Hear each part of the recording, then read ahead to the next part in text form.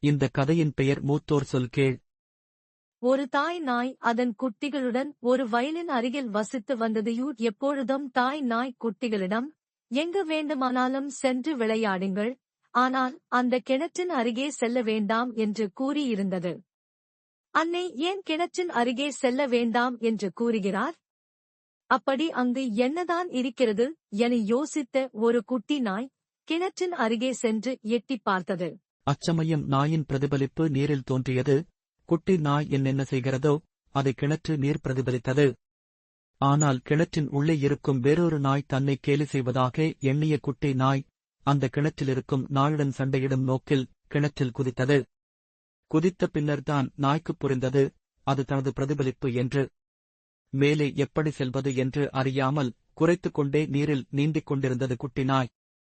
நாயின் குரைப்பு சத்தம் கேட்ட விவசாயி நாயை கிணற்றில் இருந்து காப்பாற்றினார்.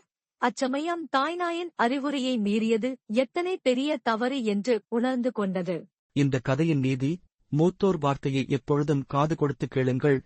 அவர்கள் கூறுவதில் ஏதேனும் சந்தேகம் இருந்தால் அதை கேளுங்கள். ஆனால் அவர்தம் வார்த்தையை நிராகரிக்காதீர்கள்.